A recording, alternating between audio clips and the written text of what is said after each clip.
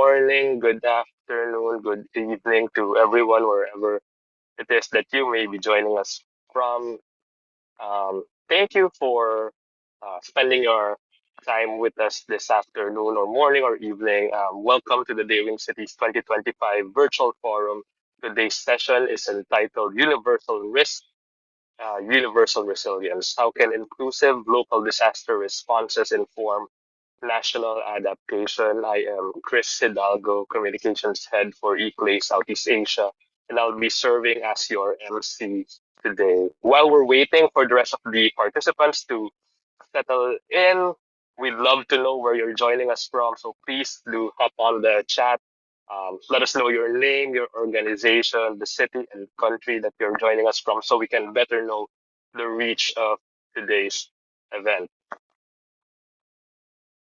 We have from Dhaka, Barchik, Dhaka. We have people joining us from Afghanistan. Hello, everyone. Good afternoon to you.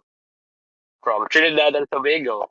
Wow, that's quite a distance. Thank you for joining us. Ireland, Uganda, from Bogor, Indonesia,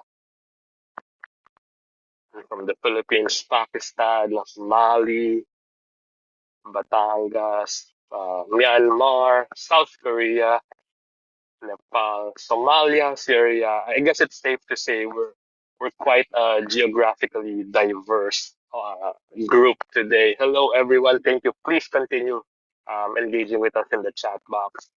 Again, while we're waiting for people to come in, just some house rules for today's event. First, you might have noticed that you are muted by default. We do that to maintain the smooth flow of this event. We still do have the chat box, Q&A, and React functions available, and you can use these to engage with our speakers and share your thoughts and feelings as the discussions flow. We encourage healthy, respectful, and mindful comments, insights, and discussions wherever you may end up using these. And for those who will be needing a certificate of attendance, please answer the Google Form survey to be disseminated near the end of this event. External AI note takers are not allowed. We'll be using Phantom Note Taker and we'll be sharing the notes with all our attendees afterwards. Lastly, this event is being recorded. Um, Again, while we're waiting for the rest of our colleagues to file in, we'd love to pick your brains before we start the panel discussion. We've created this Mentimeter so you can let us know your thoughts regarding the question. You may answer by scanning the QR code or by going to menti.com and using code 57106440. The questions are, what do you think are the challenges to achieving inclusive resilience?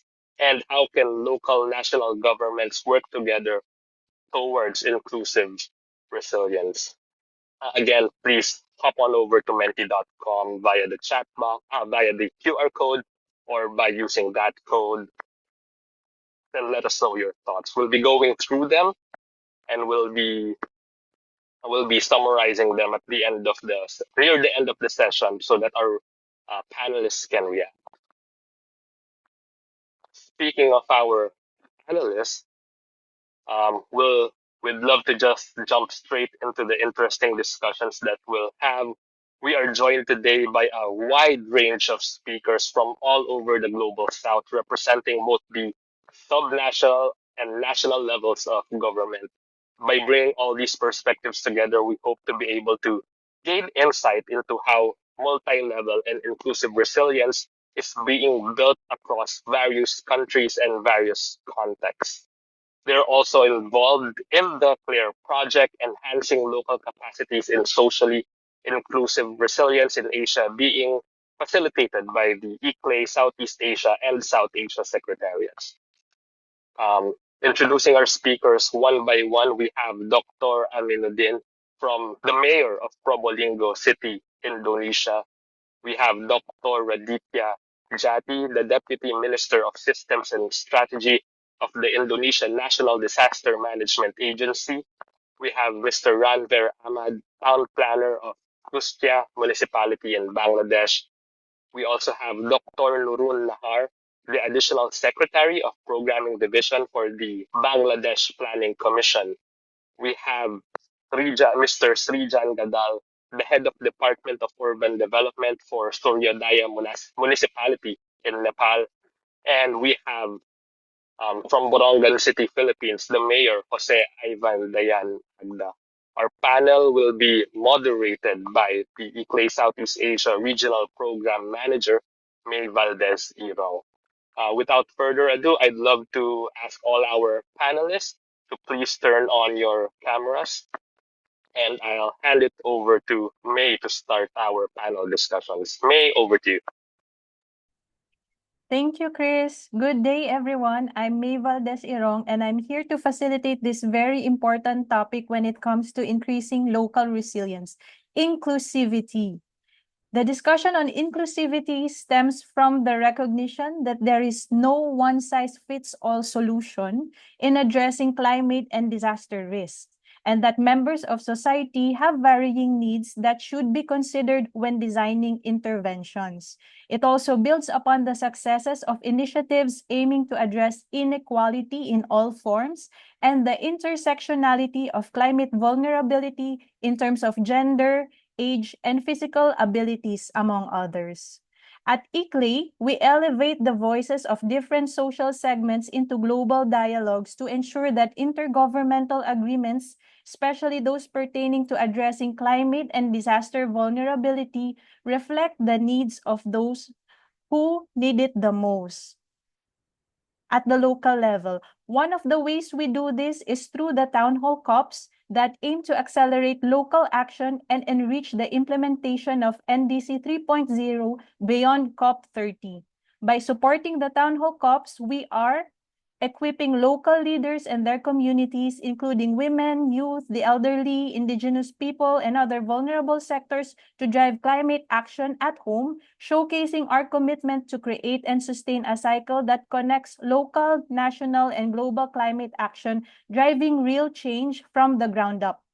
Another way we champion inclusivity is through our initiatives such as the Enhancing Local Capacity through Socially Inclusive Resilience in Asia, or the SIRA project, implemented by ICLEI Southeast Asia and ICLEI South Asia, funded by the UK government and the International Development Research Centre, Canada, through the Climate Adaptation and Resilience Program.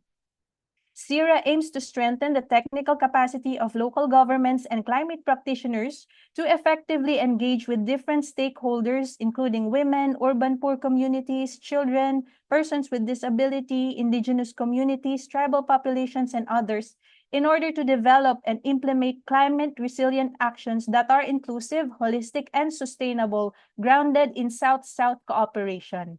It covers Bangladesh, Nepal, Indonesia, and the Philippines.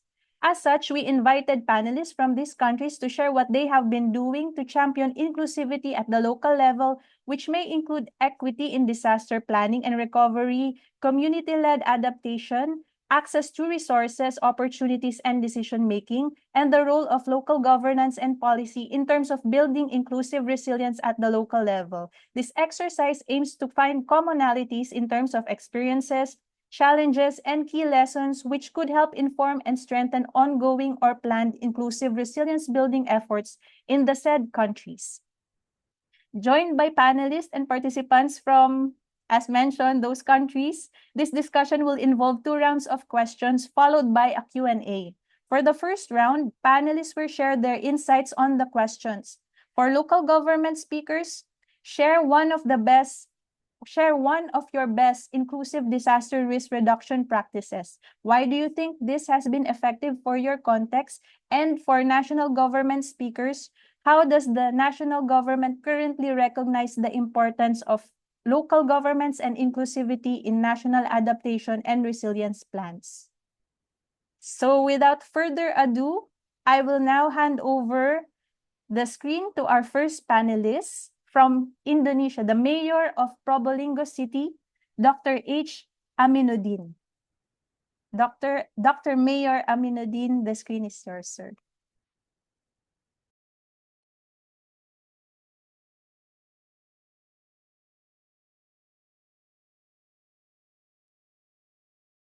Okay, thank you. Good day to all participants. Let me introduce myself. My name is Dr. Aminuddin, and I am the mayor of the Probolinggo in East Java, Indonesia. First and foremost,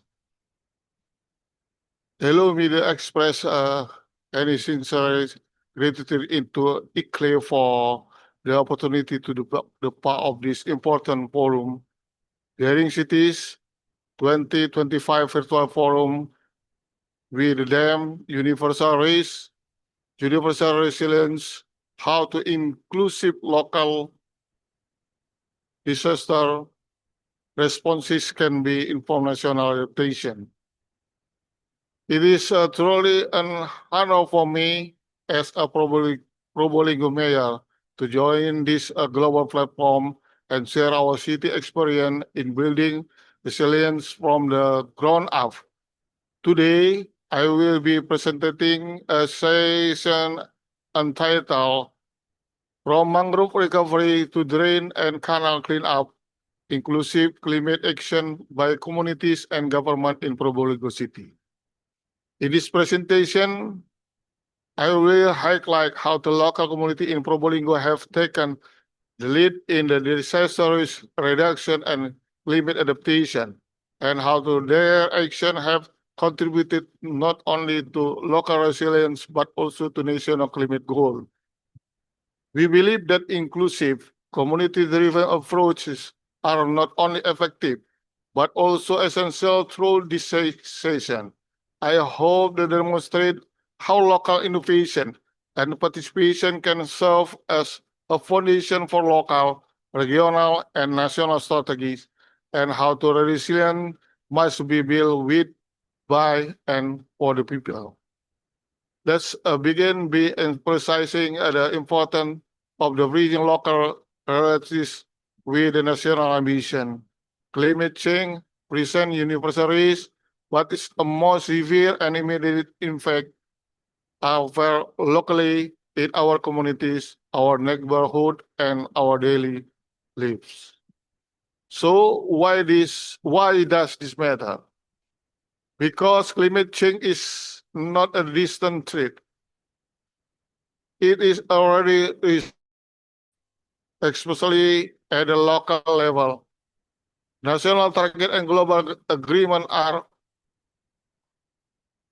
important, but they will not succeed unless they reflect and respond to local conditions. Probolinggo City offer an example of how community-driven responses to the disaster and can provide valuable insight for broader resilience planning. Our experience shows that the local action can and must inform national and global climate ambition.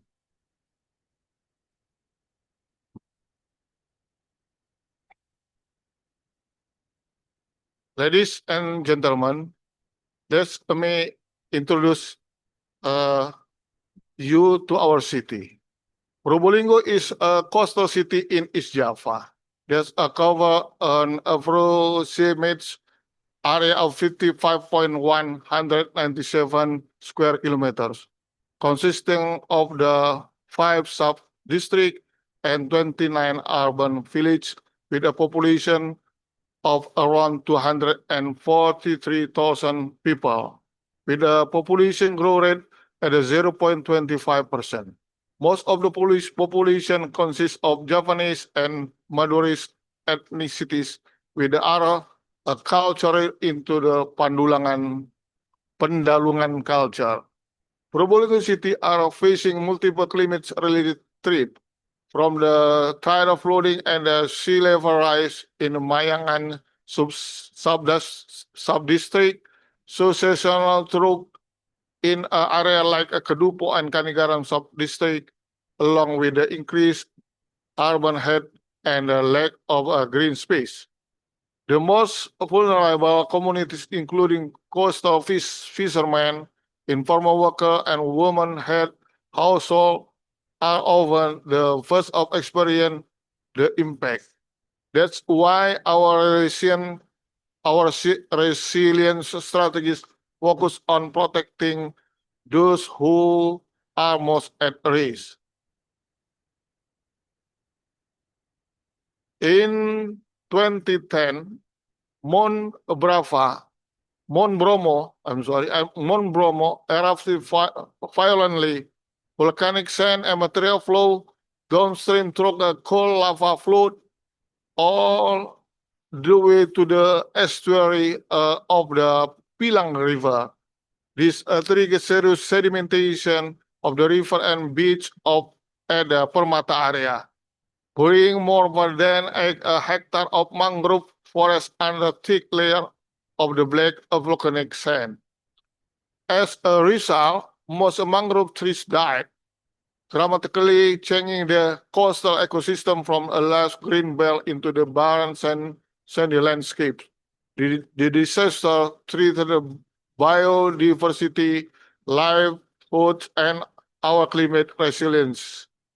It was the local community who initiated to recover the area. Local farmer and fisher group such as LPM, Kelurahan Pilang, and the Kelompok Tani Sari Bumi initiated to grassroots action. Recognizing this, the city government, under strong mayoral leadership, built a collaboration platform involved school, NGO, private company, and industrial CSR program. Funding was collected not only from the city or local budget, but also from private sector partner and volunteer effort, proving the collective of our ownership is powerful. Together, we understood a long-term phase approach. First, manual dredging and clean up a volcanic sand deposit. Second, nursery development and periodic planting of the rhizopora mangrove and casuary trees involve student, youth, women group, and NGO. Third, improving access road, a basic facility, and knowledge program under the Ministry of Environment Climate Village Initiative. Finally, promoting ecotourism as an engine of sustainable livelihood, turning damaged art into Permata-based ecotourism and a place for education and family recreation. The results speak for themselves. The mangrove has been restored, biodiversity is returning, and coastal protection strengthened. Socially, awareness and sense of the stewardship toward environment have grown softly economically. Ecotourism open new income opportunity, especially for informal worker, women, and youth. Environmentally, the mangrove forest now acts as a carbon sink, supporting Indonesia climate mitigation and adaptation goal. This journey took us several important lessons. Community ownership and early participation are critical for sustainability. Government leadership ensure strong coordination, public-private partnership, accelerated action, ecotourism provide long-term incentive for environment protection.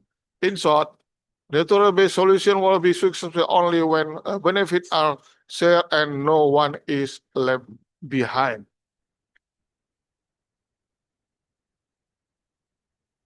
Disaster management is not only about responding when the disaster strikes. We also need to act beforehand through the prevention and preparedness. Experience show that a closed canal and careful waste disposal increase flooding during a rainy season. This movement is not about one day of cleaning and then forgetting. Instead, good courtesy is designed as a social campaign that remind everyone, government and city alike, that keeping the environment clean is a self-responsibility.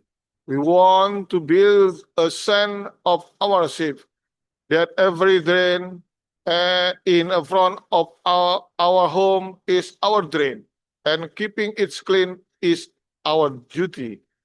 When that mindset grows, throwing trash into drain will be seen not as a habit, but as a mistake that harm our neighborhood. Our objectives are simple but meaningful. By involving as many people as possible in this movement, we aim to send a strong message. Flood, flood mitigation is not only about building infrastructure, it is also about the change habit and strengthening cooperation between resident and government. In the long run, we expect a cleaner environment, a healthier lifestyle, and a city that become more resilient against climate impact. Indeed, collaboration is the key. That is why God Kursi bring together government institutions, the police, the army, school, youth organization, and most importantly, the local community themselves. By working together right where the risks are highest, we are not just cleaning canal, we also strengthening solidarity, disaster awareness, and community resilience. From as early as 6 in the morning, hundreds of the participants gathered at different locations across the city. By mobilizing multiple teams and the strategy drainage line simultaneously, we hope to maximize the impact a short time. Starting early also mean we could work during the cooler hour of the day before the people daily routine began and before rainfall had the chance to make our task more difficult. Equipped with the hose, matches, rakes, basket, and sack, the team and work in high spirit. The scrape of the sediment that had hardened, pull out, pull out weed and wheel plant blocking the drain and pick up the plastic waste and household trash. Everything collected was the transport using dump truck and pick-up car to the landfill. Although it was hard physical work, the sense of togetherness and self-purpose made the whole process enjoyable. The, the most visible result is, of course, cleanest canal, but beyond the physical result, our real success lies in the shift of the mindset. When the residents join hand in hand to clean their area, they develop a sense of pride and ownership. We hope this feeling will encourage an ongoing vigilance. People will think twice before throwing trash into their drain because they remember the effort it took to clean them. We will review the movement for better result in the future, and more importantly, we aim to make God Kurasi its continuous effort by carrying out to a regular clean-up day and embedding its spirit into the routine community service program in every neighborhood. Distinguished participants, allow me to reaffirm what our experience in Probolinggo City has shown us. Our mangrove ecosystem alone is projected to the square over 1,636 tons of carbon dioxide, equivalent in 2025 of our natural access except in our fight against climate change. But numbers are not enough. We believe that the climate resilience begins with a people. That is why strengthening community-led action remain and the heart of our strategy. Whether it's through a mangrove recovery or canal cleanup, we have seen how the local initiative can create a real impact when they are inclusive and support.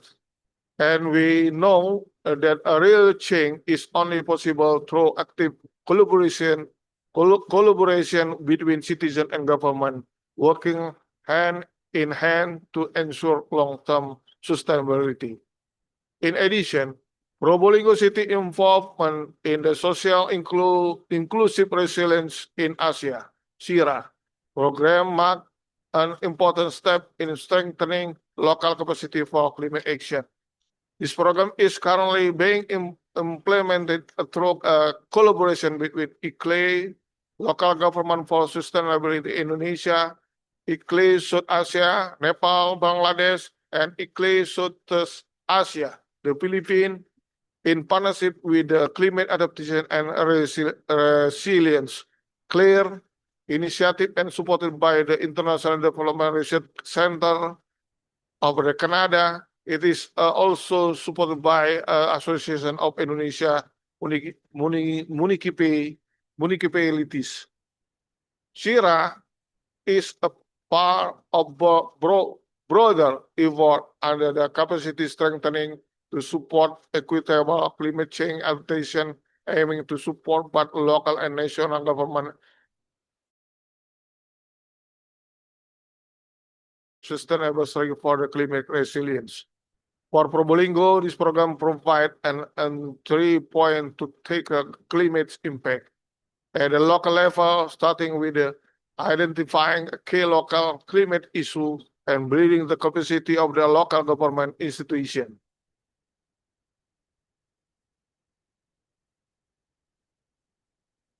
As we come to the end of this presentation, let me leave you with a simple yet meaningful reminder. Clean the drain, restore the soil. Together we can do much more.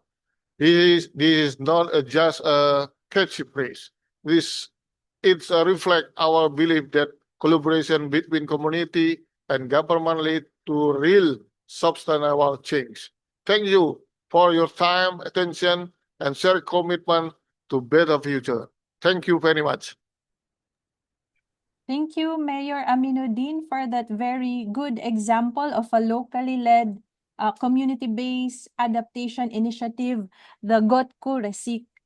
And and now we move forward to the next speaker. But before we do, I would just like to remind speakers to keep their responses to not more than 5 minutes, so we can have more time for Q&A later on. I'm sure the audience have a lot of questions, so that to have more interaction, let's keep it short and sweet.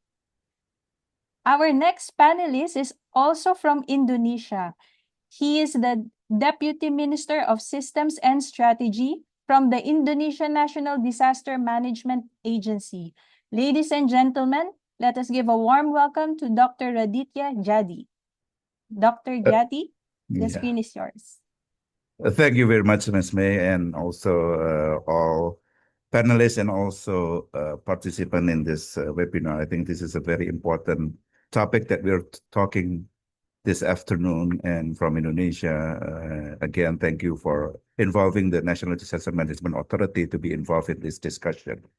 So the national environment in Indonesia is also recognized the strategic role of the local government. Of course, this is more than important because disaster happen in the local level, and our target actually is the disaster as a resilience community, also how to be inside the framework and planning instrument and institutional initiative. Indonesia also established what we call the National Master Plan. This is a 25 years master plan on disaster management. And it was also a president degree since 2020. And this is beyond 2030, which is also important for us for 100 years after Indonesia golden years of independence. So we can see that in what we call the master plan of 20 years, every 5 years, we have what we call the National Disaster Management Plan. And now it's running for the second phase, which is 2025, 2029. And this is a mandatory that 2025, 2029, every local government or provincial and district, including uh, mayor and also sub-district level, must also include the disaster management plan into their local plan for 5 years. So this is how we can really see that integration of the local government and also the national policy framework must be also embedded together. We can see that the level of adaptation of disaster risk reduction is part of the national development goals. And global platform for disaster risk reduction in 2022 that was held in Bali, the government of Indonesia also raised the issues of sustainable resilience. This is actually working from climate change, disaster risk reduction, and SDGs cannot be in silo. Must be comprehensively sees that at national level, at local level, must be done comprehensively. Means community or people-centered approach is a very important thing that people must be resilient. So to make national resilience, people must be resilient itself. So we can see that the disaster risk reduction cannot be separated with climate change issues. That's why we have also what we call RAN API, or we can see that the national plan on master plan on disaster risk management also included the climate change adaptation. Means that every 5 years also we have to reach the measures to how we can really achieve the adaptation of climate embedded into the risk reduction and also to reach the SDGs. So the target actually is sustainable resilience. So we want to use this phrase of sustainable resilience as one of part of to break the silo on climate change, disaster risk reduction, and SDGs. And localization is also important, that assessment, planning, and implementation is very important issues where we have to reach the lowest hierarchy level, which is at the village level. To promote this risk governance also, we have what we call the Desa Tangguh Bencana or Gerakan Kecamatan Tangguh Bencana. This is at the village level. We call it the Village Resilience Program and also Sub-District Resilience Program. We are also using this program also as the community as a subject of the program itself. They're the one who's dealing the Resilience Village program to make their self-resilience, including the people that is reaching. How we can really see that the program of Resilience Village program also include the climate change and disaster risk reduction and also SDGs, because we have also village SDGs. So we involve the villages and also the sub-district level and also including district level, where we have 514 district level that they must a mandatory that early warning system, preparedness, and adaptive planning is included into their planning process, including their budgeted. So under the law of 24/2007, which is also disaster management plan, mandates the local government also to develop the local disaster management plan. So this local management plan also resources for minimum standard services. This is under the Ministry of Home Affairs, where we are decentralized, where the municipality also is a mandatory that they should have the minimum standard services, included information on risk, preparedness and mitigation, and also effectiveness on during when the response happen in the country or in their area. So with this, we utilize the budget on call also during the disaster happen. But of course, we're now establishing what we call the pooling fund, which is also can be accessed for preparedness and mitigation from the community itself. So I think this is how we can really see that resilient activities must be also important. Inclusivity, also multi-stakeholders engagement is also important, because our regulation in national level, we also involve the people with person in disabilities, indigenous people, also youth planning process, including some program that is also mandatory. Also development partners and donors are now helping us together with the national government, and also using this capacity building, co-design, and participatory risk mapping. Of course, institutional coordinating is very important to from the national level. We have the National Disaster Management Authority and also Local Disaster Management Authority, which is also involve all the stakeholders and people at risk itself. So I think Indonesia for this in the national government increasing also aligned with the adaptation and resilience agenda with local government roles by utilizing also local mandates, enabling fiscal mechanism, promoting inclusive and bottom-up planning. However, challenge remain capacity gap since we have a data access and consistent of funding. Of course, it's very important since we are archipelagic states like the Philippines. So we have many islands. So overall, we are not only recognizing the importance of local government and inclusivity, but we are actively investing it because we believe that building national resilience starts from the resilience community. Thank you, May. Thank you so much, Dr. Jadi, for that very insightful discussion on how Indonesia is integrating inclusivity in its resilience building efforts. So you've talked about the integration of Indonesia's climate action, disaster risk management, and SDGs, while having a people-centered approach towards a long-term plan and ensuring that there is vertical, horizontal integration. This is very important because policy coherence is crucial for inclusivity. And I like that you talk about ensuring the participation and involvement of at the village level and making sure that voices of all the stakeholders are heard.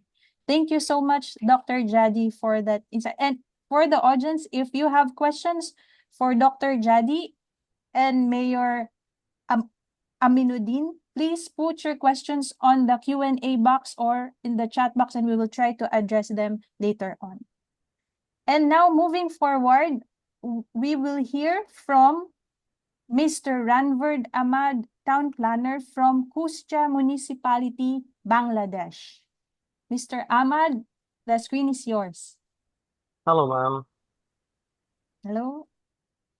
The sound is okay? Can you hear me? Yes, we can hear you clear, sir. Okay. Okay. Actually, I'm going to share one of the important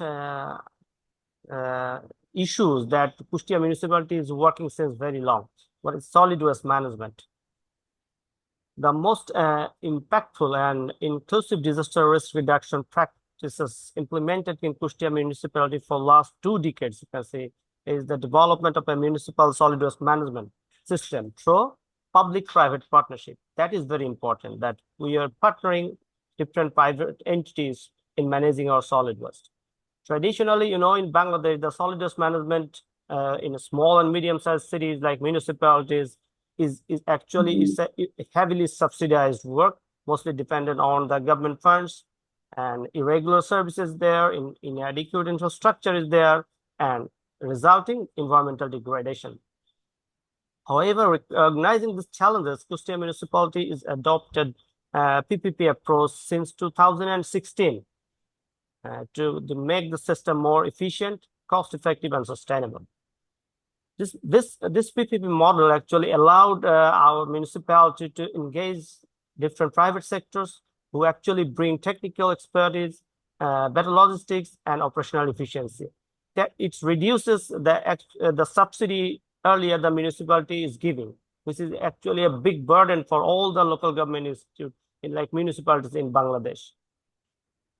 This initiative of engaging private sector in this service actually emphasizes the community participation, in one hand, inclusivity, engaging the women and marginalized people in this total value chain of waste management, connecting from waste collection to door, then composting and recycling.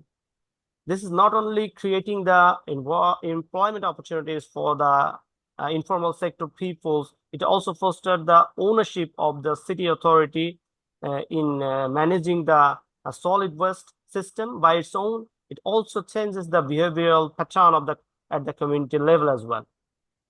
This initiative, if we want to point out some key issues that we actually attain by managing, by arranging and involving the private sector in this sector. The points, it actually promotes sustainability, which is very important because, the municipalities in Bangladesh is always fall short of money. So as a private operator, we have to give less subsidy right now, which is very important for the municipalities in Bangladesh.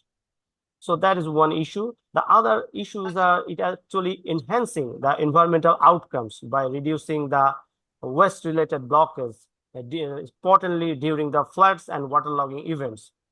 It also improves the public health and sanitation system, particularly for the low-income neighborhood people. And it also contributes the resilience building by addressing our chronic urban challenges that becomes critical during disaster. I'm talking about the solid waste. So by ensuring that disaster risk reduction effort that are linked with everyday urban services such as waste management, our Kustia municipality is actually paving the foundation for a long-term climate resilience, I must say. So this is what for for private sector. We have two private sector in Kustia municipality. One is on the emptying services for for septic tank and pit latrine emptying. We have outsourced one private operator who is we have fixed our tariff system for that. So they are taking the tariffs from the city dealers. They are getting business and they are giving some royalty to the municipality at the end of the month. And the other private operator are involved in making compost in the recycle part, in the compost plant. They are taking the organic part of the household waste. They are taking the dry fecal sludge and putting those into mix them. And they are adding some ingredient with that. They have the expertise. So they are producing up about 40 to 50 metric ton of compost per month. And we are very lucky that these days that all the compost are being sold out. This private operator is operating since 2016. The journey was not too convenient. It was a very hard journey the municipality and the private operator has made. We have to involve the agricultural extension people, the government, other agencies in a line to intervene into the market to foster the marketing of the compost we are producing. We have to involve the Agricultural Research Institute so that they make a research, they make a field demonstration with the compost we are producing in our plant. So it's a long journey we have taken, and the private operator, they have taken the responsibility since July 2016, but they come into the break even in 2020. So 4 years it takes to come into the break even in composting and selling. Right now, since 2020, they are making profit and they are doing a good deal. Right now, they are taking 5 metric ton of solid compost for segregating manually in the compost plant. We are collecting about 35 ton of solid waste every day from the city, but they have the capacity of taking only 5 ton these days. They are trying to build their capacity. We are helping the private operator to build their capacity. So though we are not can't manage the 100% of solid waste the city is collecting every day, but the value chain, most importantly, the value chain of the waste management, like the collection, the transportation, the treatment and reuse, and the market for compost is very fine. The total value chain of the waste management is going good in Kustia. So thank you from my side till now. I'll share the other information if anyone have a question in the later part. Thank you. Thank you, Mr. Ahmad. You've touched on a very important point on inclusivity, which is providing opportunities. As you mentioned, through a PPP approach to solid waste management, you were able to make economic opportunities for vulnerable groups by improving the value chain of waste. So that is very interesting. And you've also mentioned a lot of co-benefits for this one, including improved public health for low-income people and enhancing environmental outcomes. So thank you so much for sharing Kustia Municipality's experience on this, sir. We will get back to you later on for the Q&A. And next, Thank you. Thank you. And next, we have the Additional Secretary from Bangladesh Planning Commission, Dr. Nurun Nahar. Dr. Nahar, The screen is yours. Yes. Thank you very much to ICLI for inviting me. And I also want to thank all the speakers for giving very wonderful insights, especially our Honorable Mayor from Kustia. So I am working in the right now planning division. And so I just want to share what we're doing with the work to encourage the resilience to disasters and climate change. So I will just share this just 3 slides later at the just 1 minute. But I want to say that from Bangladesh in the Planning Commission, we have a Planning Commission that does the development planning. So although it's a top-down approach, it takes the views of the local government of our system.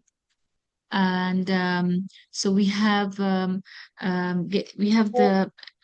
outcomes or the requisitions from the local governments, and that is included on national plans. So just we finished in 2025 June our 8th 5-year plan. Now the interim government is preparing a strategic document so that when the next elected government comes, they can go ahead with their planning system. So this strategic document will be focusing on the SDG localizations, and which have been mentioned previously, and also include the basic things that are included in our NAP document, the National Adaptation Plan and the NDC. And so that will help guide the planning of all of our national planning. And it is done by the ministries. We have it's although small country that is disaster prone, but our government structure is also it's a big structure. We have 58 ministries and several hundreds of departments that are trying to meet several hundreds of services for our citizens, our local communities, our local governments, and so on, so on. And how resilience can be included is first, I would like to say that encouraging the local practices. So I just want to share an example for Agriculture Ministry. So the Agriculture Ministry works throughout the country, and it has encourages the best practice, new practice that are coming out from the research from our experts, our scientists, that, for example, encouraging organic methods and encouraging varieties that are very resistant to the climate change or our disaster. So that is being a very successful. If I need to say it in a very nutshell, from our crops to vegetables, our fruits. So there we are having success.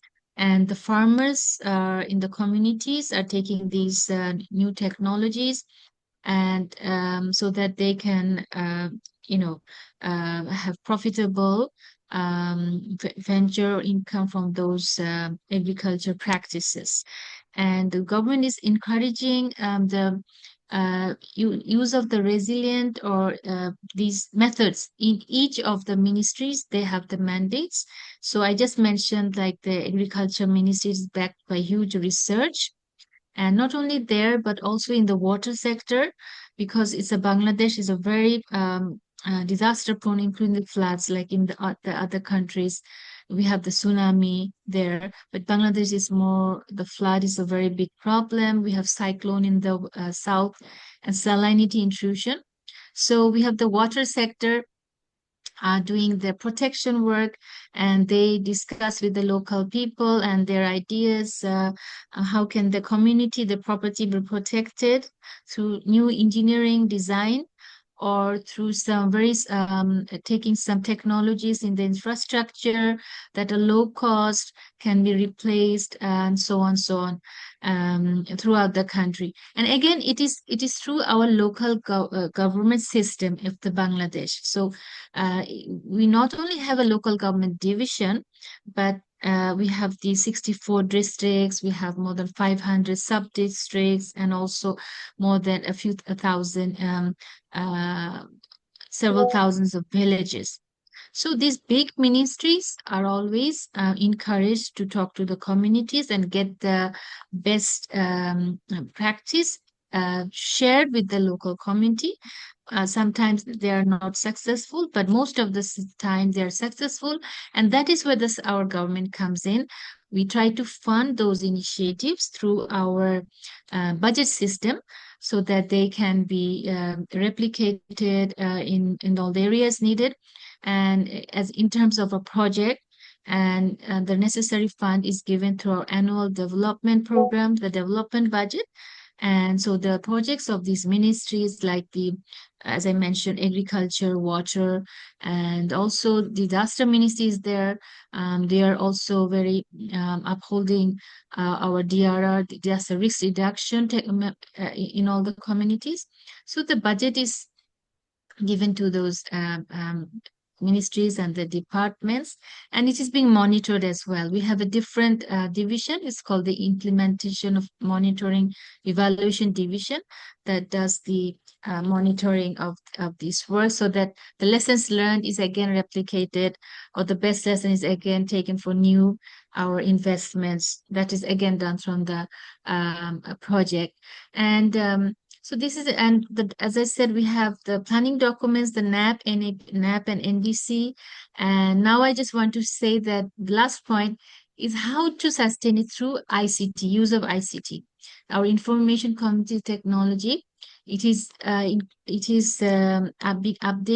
in the globally sort of huge, fast rate. So through the ICT, by forming applications where the local community can access some apps, we're trying to encourage it from our ICT division. And through the Central Government and Planning Commission, we have developed the disaster risk information platform, where we have an index-based risk for all the districts. So that how to allocate the resources for disaster-prone district compared to less disaster-prone districts. So we have an index, and we calculated it based on the IPCC report of 2014 and some risk atlas that we had developed in 2020. And that helps to guide the project formulation, how to make it disaster risk inclusive, and discuss the issues of resilience, how to take the resilient measures, what are the risk issues, how can we have the countermeasures, even residual risks, and so on and so on. So these are the things we're doing. So now I just share here. I will just take a few here, this sharing the screen. I just want to share. Yeah.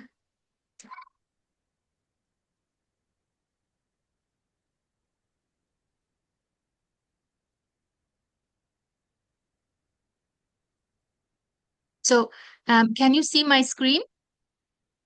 Yes, we hello. can see the screen. Yes. So I just want to conclude through these few slides that as Bangladesh is a disaster-prone area, how it can help to increase the resilience if we have all the information, the data that our national departments can give, like the statistics department and all the departments that giving the disaster and climate data. So we have formed some risk maps. So this is an example of a cyclone as a very common hazard, and we converted the hazard map into risk map, and now we're going to upgrade it. So this is our basic thumb rule, and so that we can allocate our resources and also include the resilience measures in each of the investments on these areas. And Bangladesh government is trying to increase the public investment as a percent of GDP. And for that, we have to make the total investment more resilient, because on an average, various disasters causes a GDP loss of over the years like 1 to 2%. So at the micro level, each project has to have some measures of disaster risk reduction. that are included in the NAP document, and also the NDCs or national planning documents of the disaster ministry. And we have the standing orders of the disaster from the Ministry of Disaster that encourages or gives a roadmap how to respond to the disasters with the help of the local community. And we have in the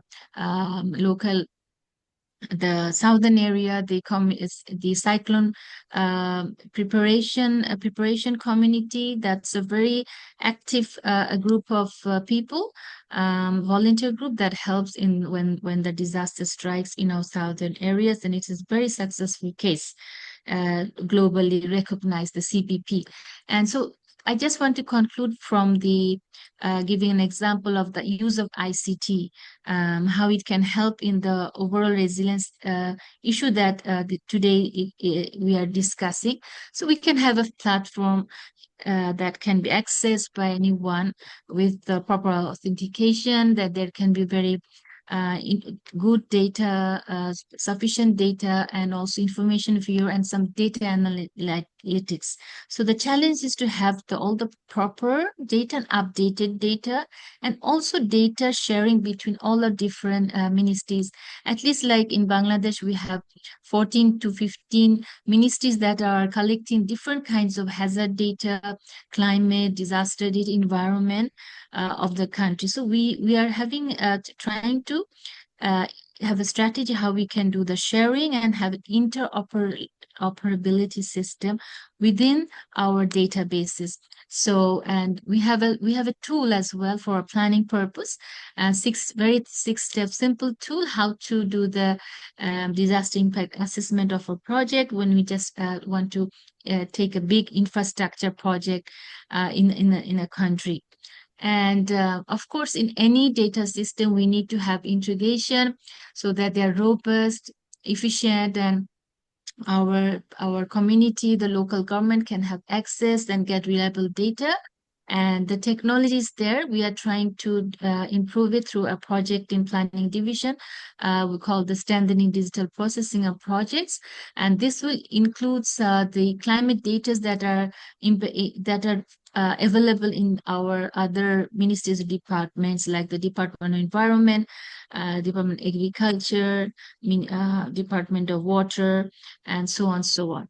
And finally, so as I said, data integration is very important. So this is how we are going ahead with our work to include the resilience in our planning and budgeting, so in a nutshell.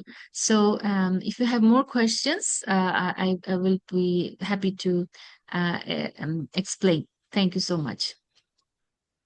Thank you so much, Dr. Nahar, for highlighting the role of national governments in harmonizing resilience goals and capacity building at the local level in terms of tools and technology for assessing and addressing risks and linking them to national strategies. So if you have questions for Dr. Nahar, please put it in the Q&A box. And I would also like to invite our panelists to address some of the questions in the Q&A box if you have time. So next, before that, I would also like to invite the audience to visit our Mentimeter to provide your insights so that you will also have participation in the discussion. So we will flash that later on. All right, so without further ado, we will head on to our next panelist. He's the head of Department of Urban Development of the Suryodaya Municipality in Nepal. Ladies and gentlemen, please welcome Mr. Srijan Gadal. Thank Mr. you. Gadal. Yeah. Okay. Namaste, all the distinguished guests and speakers. Am I loud? Am I clear? Yes, sir. Yes, thank you.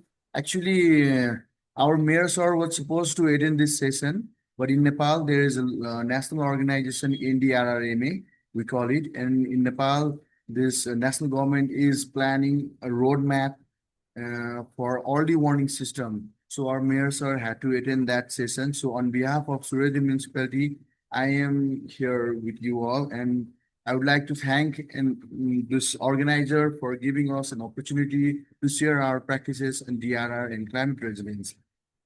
Talking about our municipality, our Surya municipality lies in the far eastern part of Nepal, which shares the border with India. And geographically, it lies in the hilly region. So we are very much prone to landslide rather than flood. In our municipality, the most effective and inclusive disaster risk reduction practices in our municipality is our community-based disaster preparedness system. We call it CBDPS. This is anchored by the network of 235 toll development organization. And this is the grassroots level organization, which is very much active in every neighborhood of our city. And we have also made the mandate, we have also made the mandatory that each member of at least one member of each houses must be involved in the community development and DRR practices. This inclusive structures has enabled us in DRR planning and implementation. It has helped us to build the local ownership. It has also helped us to build a rapid response. We have also formulated the rapid response team within this community, and they are actively involved in this quick response team during the disaster and climate related activities. And it has this community-based practices has helped us to institutionalize our preparedness through the local acts and regulation formulated with the active participation of community stakeholders. For example, recently last month we planted over 60,000 trees in the urban spaces and public spaces, and it was possible due to the involvement of these local stakeholders and local community. They were actively participated in during this involvement. So to conclude this, what I would like to say on behalf of our municipality is this decentralized toll development system. I'm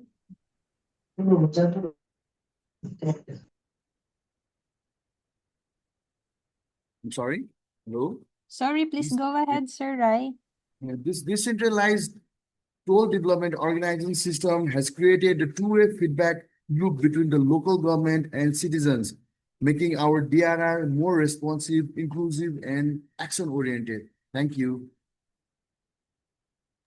Thank you for your sharing, Mr. Rai. I note this very good practice of having a rapid and quick response team, an example of a grassroots inclusive mechanism to building resilience. All right, so I think we've come to the last speaker. He's the mayor of Borongan City from the Philippines, and he's here to share with us their initiatives on inclusivity. Ladies and gentlemen, please welcome Mayor Jose Ivan Dayan Agda. Mayor Agda, the screen is yours. Particularly in Borongan. Okay, so thank you. So Borongan City lies in the eastern sea coast of Samar Island. We are facing the vast Pacific Ocean, wherein the strongest typhoon ever made. And our city used to be the nautical highway of typhoons. And the last typhoon that visited us was Typhoon Haiyan in 2013. That it was the strongest ever recorded typhoons in the entire world. And one of our challenges is how to be resilient. And luckily, with this experience, we are resilient. But we are not only facing strong typhoons. We have problems also with communist terrorist group.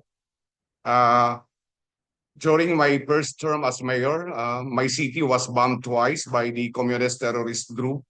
And one of our key programs that we introduced after that bombing was to convince this communist terrorist group to come back to the fold of the law. And right now, these former rebels, we integrated them as forest rangers. in our campaign of climate adaptation projects. So our forest rangers now was our former communist terrorist group that are manning our forest. My city, uh, her land area is 565 square kilometers, and we intend to use only 60% for development. We want 60% of our land area remain to be forest. That includes mangrove forest as well. So our challenge really is on behavioral, on how we will be able to convince our people not to touch our trees and our mangroves for economic purposes. So that one of our strategy was really to integrate this communist terrorist group into forest rangers. And we also collaborated with the Bloomberg Philanthropies because our city is a recipient of Bloomberg. And of course, with our collaboration with JICA and COICA and the Australian aid. We used to be a recipient of technical assistance coming from USID, but it's sad to note USID has been stopped already. So right now, our best practices is really on how we will be able to create more noise on the awareness of climate change threats. Because as I've said, our city for the last 11 years has not been visited by typhoon, and we owe it to our forest in our backyard. So the best we understand that the best anti-typhoon is our forest. It is much better than other mitigation or interventions. So we intend to conserve our forest, including our mangrove forest, because it is much better than green projects, than river control, seawalls, and etc. Because it has more value on our ecosystem. So that is the Borongan City. So if ever you will be able to visit the Philippines, I encourage you to visit our city. We have a direct flight from Manila to our city via Philippine Airlines, our flag carrier. Thank you and good afternoon. Thank you, Mayor Agda, for sharing. This is a very interesting case study in terms of inclusivity because you've demonstrated as inclusive can go by engaging ex-rebels to nature-based interventions to climate change. I mean, this isn't, I think, it's a very unique approach to building resilience, but of course with a lot of benefits socially, environmentally. And you've also noted how partnerships create synergies and opportunities for the city. And for that, we thank you so much for your insights. If you have questions for Mayor Agda, please provide it in the Q&A box. And before I turn over, because we've gone a bit over time, but it's okay because we're here until 4:30 and we'd like to open the floor to more questions. But before we do, I just have a follow-up questions. And I think this is most relevant for the mayors. So for Mayor Aminuddin and Mayor Agda. So, sirs, in terms of inclusivity, when we want to ensure inclusivity, the first step is knowing the who, meaning the profiles of the social segments that we want to target.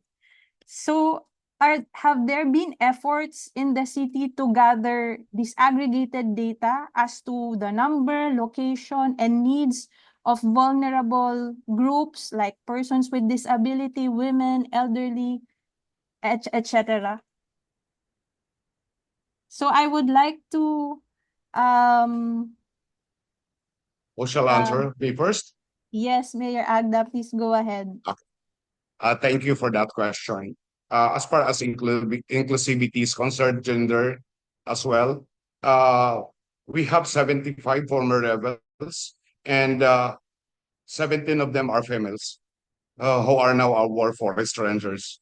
And that is a kind of intervention that we will be able to reap or able to help them uh, to go back to the folds of the folds of the law and providing them jobs so that they will not return back to their old uh, endeavor. No? So right now we are on our third year already, and it has been sustained. And the city also of Borongan City, as far as inclusivity is concerned, and to the question, we spent our total budget, our annual budget for the year is 24 million US dollars, and 5,800,000 are spent for social services programs. I made it that way so that nothing left for us politicians to corrupt. So these social programs that we spend to is we provide monthly allowance to our senior citizen. So also we provide a monthly allowance to our senior high school and college students. We provide free medicines to our constituents. I think we are the only LGU in the region that have this complete chain of healthcare system in the city. We also provide free rides to some sector of our society that includes PWD, solo parents, medical health workers, senior citizens, and students. I call this as investment because any penny or any centavo or any dollars that we spend for our people, it goes back to our economy. And that is one way also of encouraging them to respect the law, to be a good citizen, to become a law-abiding citizen. And of course, to earn the trust of the people. One of the problem of the government is tax dodging among the people because their thinking is that they don't want to pay taxes because we corrupted by politicians. So my strategy is to give back first so that to earn the trust that we give back the taxes that we pay through our social services programs. And it worked. And it worked. So the greatest challenge is that I am on my last term. So what I did is that I institutionalized this social services program, including this program on climate change, including this converting our former communist rival into forest rangers by passing an ordinance. So it's already a law. So even if I'm no longer a mayor of our city, this program will continue. Otherwise, the one that will replace me will risk of not getting re-elected on his second term if we will stop these programs. So that is a manifestation of true inclusivity and sustainability. Thank you. Thank you so much, Mayor Agda. Mayor Aminuddin, would you like to add on that or others? Yeah.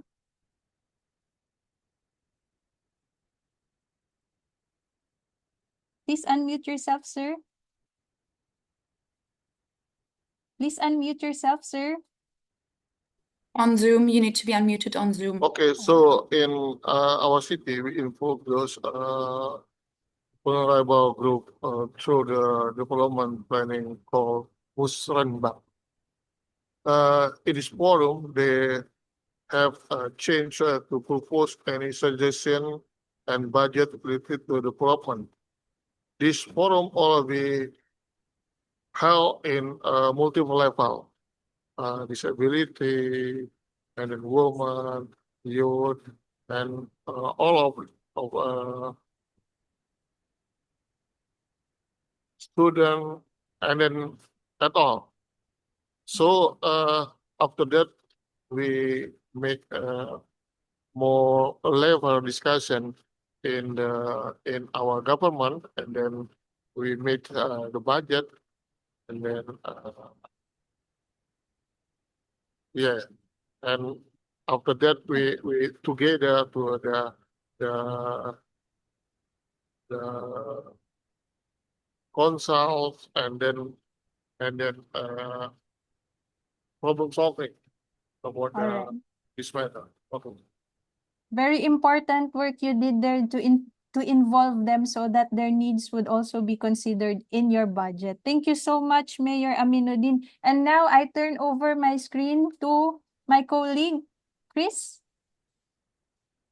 Thank you, May, and thank you to all our panelists for the very insightful discussions. We asked our audience earlier to let their thoughts be heard over at menti.com to this question.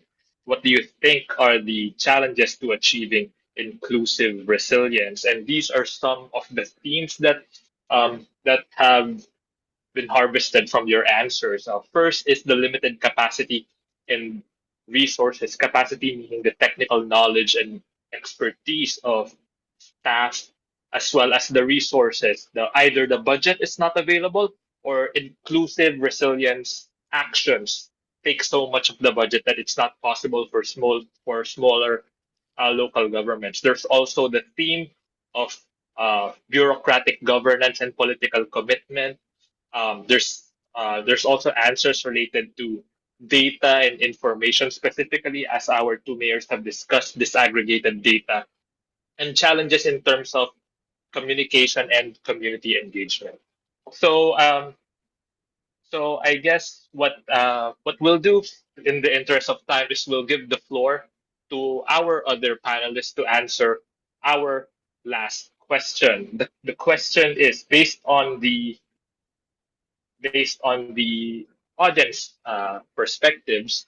We've heard the audience perspective, so we'll give the floor to Dr. Raditya Jati, to Mr. Ranver Ahmad, to Dr. Nurun Nahar, and to Mr. Srijan Gadal. For these four panelists, from your perspective, what do you think is the one top challenge to inclusive resilience, and how do you think this challenge can be addressed? And again, in the interest of time, if we can keep our answers short, that will be great. To the four remaining panelists, please feel free to come off mute if you have an answer. Can I Thank you, start? Chris. Sure. I think it's either Dr. Raditya or Dr. Nurun. Either of you would want to go first? Yes, please. I'll go later. Dr. Which is Nurun, our did you turn? come up? Uh, Okay. Yes, sir. Please go ahead. Okay. From the perspective of Surya municipality, the top challenge we face in enabling this multi-level alignment in DRR and climate resilience is the lack of structured coordination and data sharing mechanism between the local, provincial, and federal level governments. While each tier of government may have the good intention and programs, they often operate independently. That results in the fragmented planning and duplication of efforts and inefficient resource allocation. For example, in Nepal, the 16th National Plan 16th National Plan of Nepal clearly mandates that at least 5% of the total budget must be allocated for the DRR and climate resilience activities. However, this provision is progressive on paper. It faces the significant implementation gaps on ground. Many local governments struggle to meet these thresholds due to limited technical and institutional capacity, insufficient vertical coordination, and clarity on how the national targets cascade into the local plan and budget. In Surya municipality, we are trying to bridge this gap by formulating and enforcing the local acts and regulation developed through the inclusive and stakeholder participation. Although we have limited resources, we have prioritized our budget in resilience building programs and have included in the annual budgets. Yet, without the structured fiscal and technical support from the federal and provincial government, with proper implementation of disaster risk reduction activities is always a challenge for local government. To address this challenge, we recommend to institutionalize the multi-level DRR coordination platform that ensures the consistent dialogue and joint planning among the national, provincial, and local government. investment in capacity building for local governments is very much important, which helps to plan, execute, and report DRR and climate resilience activities.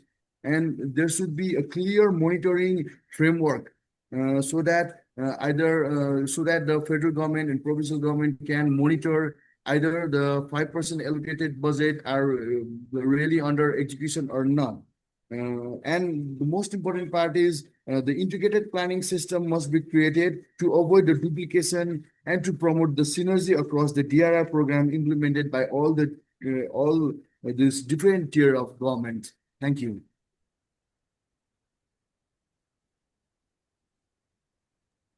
Thank you, Mr. Gadal. Can we hear from other panelists?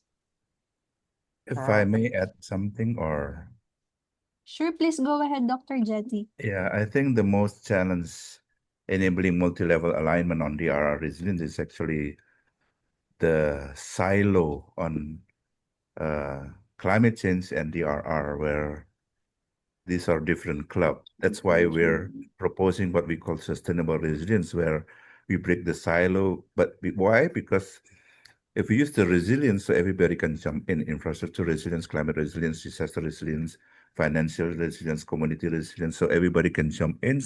So it means that the perspective of pressing the challenge, I think, is very important, that we have to see that, particularly where it comes to importance of investing prevention and over response. This is also important because the impact of climate change is actually a disaster.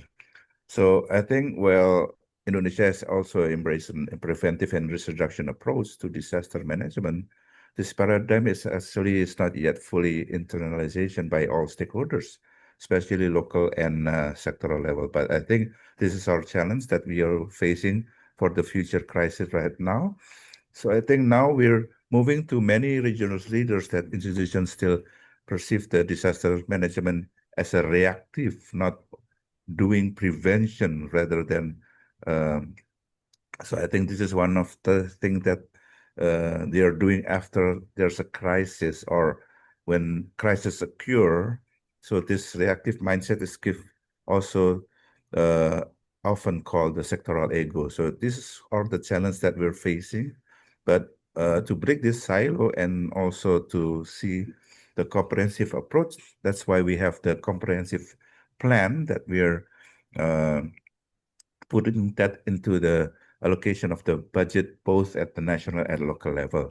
So how to address this challenge, we have three things I can share with you all. I think the first is about the strategic of monitoring and alignment. This is important. With this long-term plan, we are now monitoring the budget tagging and also how the development of the national master plan have been achieved in every year and also in every 5 years. We put that into the local disaster plan, and it will be also mandatory that every national priorities is also promoting the coherence and the accountability of each level, even in the local plan. Second is about institutionalizing risk reduction at the local level. So with this minimum standard services that I mentioned in the beginning, under the Ministry of Home Affairs, of course, with the minimum standard that the local government must also have the information on risk that must be also accessible to all, including early warning system and mitigation prevention. That is the second one. So when the response happen, it must be done effective and efficiently. So this mandatory, I think, will also embed it into the residence village program and also sub-district national program, which also reinforcing the idea that prevention and preparedness are core of the public service, not only optional add-ons. So it's a mandatory that every local government must have the program and the funding. That's why it's also important that collaboration with other development partners and donors is also an effort to put every technical guidance and also national advocacy to shift the local mindset to planning techniques. So I think this is the culture that we want to see. The third is about innovative financial solution. As I mentioned in the beginning, we have now the pooling fund. This can be accessible to local government, also to local communities. So this is the funding gap that we want to see, the innovative financial instrument that will be designed to improve access to resource to emergency and recovery phase. And the other innovative is about disaster risk insurance mechanism. This is also aimed to protect the most vulnerable communities and ensuring financial readiness before disaster strike. We also have what we call adaptive social protection. And this is with the Ministry of Social Affairs, where we have to see that most of the vulnerable people, by name, by address, we will see what are the potential risks when the disaster happen. So we already prepared adaptive social protection for them.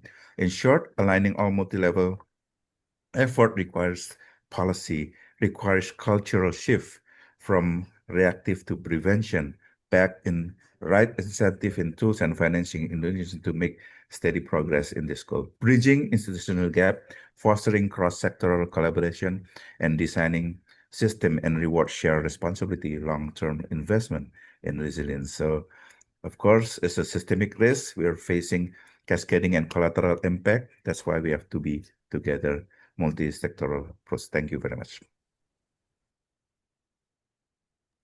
All right. Thank you so much, Dr. Jadi, for those salient points. And now I turn over our screen to our panelists from Bangladesh, Dr. Nahar and Mr. Ahmad. Yes. Okay, All right. I'll go first. Thank you. So very briefly, the challenge is overall for many countries, including Bangladesh, is the governance.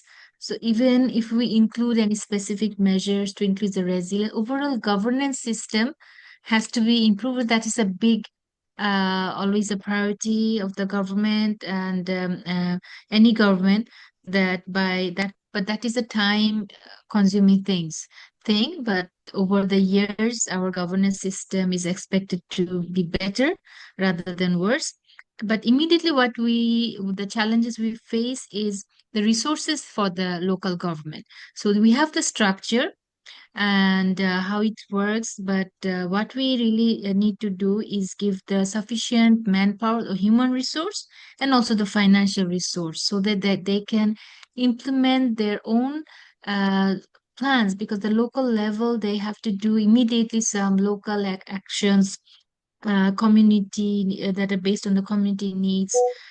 So we have to have those funds there and the people trained so that they can develop the projects or the programs or the schemes. And that is a challenge for our government. And because it's although small country, but we have more than 500 upazila where we need to channel down the resources. And also the data, we have the data on the climate change. It is changing. We are getting updated data on the temperature and the other risks, and also the disaster issues. We are trying to have our forecast or the improve for forecast for our floods and other hazards improve, so that we can disseminate it to the local level. So we have the departments are there, like the disaster management, our Bangladesh Water Development Board. Their mandate is to work with the community and get send out the pre-disaster messages. So the more good data we have and develop the data system so that the general people can understand it in a very easier way. So it is there, but we need to improve. So any help with the ITs from resources from ICLI or other international organization is very helpful. And Bangladesh government is working with our planning commission, encourages in projects from the ministry that tries to develop these kind of initiatives. And training, we need to train the people or staff at the local government very much more, I think. I would say as a citizen of the country and as a government official, I think there is a scope to improve the staffs at the local governments, at the district, the upazila, or even the village we have. So that would be very helpful. We can increase employment, at the same time have really good the youth involved with the local leaders, we say the chairman or there.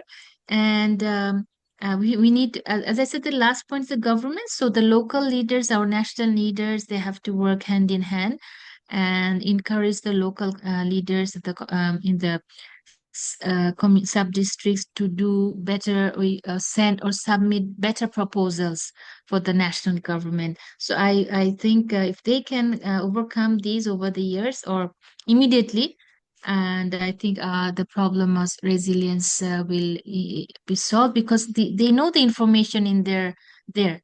It is just we have to translate it into some good documents, project documents or other schemes, so that we can have the proper funding for them. Thank you. Thank you, Dr. Nahar. And now, Mr. Ahmad, would you like to Yes. add on that? Please go ahead. Yes, sure. I'm from Kushtia municipality's perspective. I'll talk about actually the city authority, the local government in Bangladesh, what they feel a challenge. I'll talk about on this, specifically on the solid waste management. The challenges we have in ensuring the multi-level alignment on DRR, the fragmentation in policy and planning, what our Nurul Nahar madam had just mentioned, that national level disaster and climate policies, we feel often lacks mechanisms to integrate or support the local level urban services delivery issues like waste management and others. The other issues is very common, that we have very limited resource allocation for the local government, and we also we need to improve and adopt the models like PPP. We have to address the lack of coordination is always a big challenge for the city authorities, like in the local level, like Department of Environment, the Deputy Commissioner's Office, the Fire Service, all the parallel agencies. Always we are lacking this coordination, so that we can react immediately, we can react effectively. The other challenges we face in the data and capacity gap at the local level. Like many municipalities in Bangladesh lack reliable data. We lack skilled manpower and to implement effective DRR strategies in the local level. So what I believe, to address these challenges, we must institutionalize the DRR across different sectors. We have to recognize solid waste management as a key component of resilience planning and integrate into the national and subnational DRR strategies what we have right now. We have to strengthen the local governance and autonomy, what Nurul Nahar ma'am has said. We have to empower the municipalities with legal, financial, and decision-making authority to design and implement localized resilience solutions. We have to enhance the multi-level coordination mechanism with the local government. It may be between ministries, it may be between the parallel local governments like municipalities and city corporation. We have to build the capacity as well, capacity in a sense of finance, capacity in a sense of technology.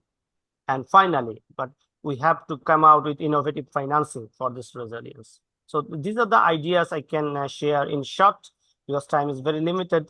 To take, if we can accommodate all these issues in the local level and get help from the central government, then we can encounter those issues in a structured and effective way, I think. Thank you. Thank you so much, Mr. Ahmad. So from the answers, I'm getting three major challenges. One is on policy coherence, the need to address silos and fragmentation through a national local integration. Second is on the capacities and the need for local government to translate national strategies to local action. So this needs to be addressed in terms of lack of data, manpower, and such. And third is on the resources, the need for innovative modalities. So there were very good examples such as PPPs, as mentioned by Mr. Ahmad, and maximizing partnerships as mentioned by Mayor Agda earlier. There are very good examples of increasing resilience at the local level given by the municipalities of Probolinggo, Kusya, Suradaya, and Borongan. And we hope that these will be created into case studies for others to follow suit in the future. And with that, I now turn over the screen to my colleague to summarize what have been discussed this afternoon and to close the program. Apologies, we're a bit over time. So I turn over the screen to Jam. Thank you. All right, thank you, Miss May. Hello, everyone. Good day to all of you. I'm here to share a quick summary of our discussions today.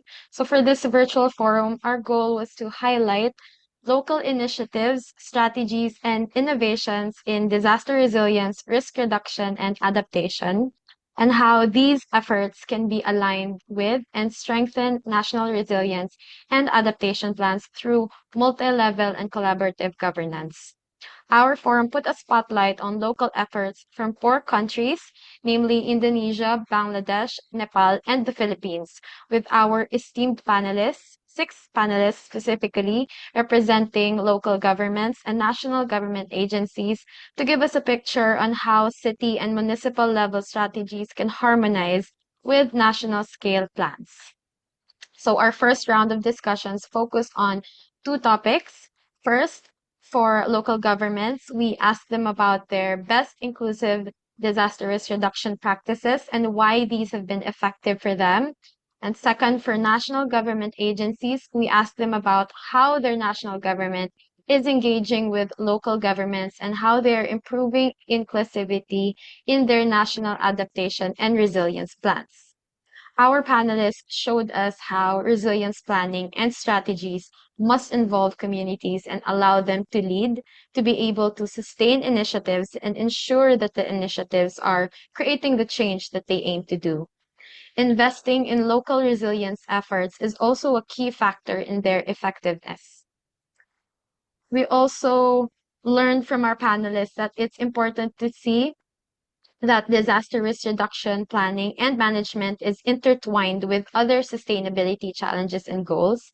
And it is not just about reacting after disasters, but seeing how disasters affect all sectors of society and different population groups. This is why effective resilience strategies shared by our panelists today included strategies that think outside the box, like harnessing the power of research, data, and new technologies to improve local resilience efforts and enable local resilience practices to become habits. Supporting alternative, greener sources of livelihood that rely on protecting natural resources or nature-based solutions, and prioritizing waste management. And that is all for the summary of our Daring Cities virtual forum today. I'll hand the floor back to our host, Chris, to wrap up our forum. Thank you, May. Thank you, Jamila. And thank you again to all our panelists from all kinds of contexts. Again, sorry for going over time, but we'd like to promote the next upcoming Daring Cities session. It's titled Resilient Cities, Safer Communities Confronting Climate-Linked Insecurity. That will be happening on 22 August. This session will unpack how climate-driven impacts such as water scarcity, land pressure, and displacement are creating new footholds for gangs, land and water mafias, and other armed actors in urban areas. We'll explore how these emerging threats are undermining urban resilience and putting the most vulnerable residents at risk, and what local governments can do to respond. Please visit daringcities.org to register and learn more. And again, for the certificate of attendance, in case you don't have the opportunity to answer the post event survey today, we'll also be emailing the survey link to the attendees within one day. Again, thank you to everyone, our panelists, our attendees, our organizers for engaging with us in today's Daring Cities virtual event. We hope to see you again in a future activity. This webinar room will close automatically after this final video.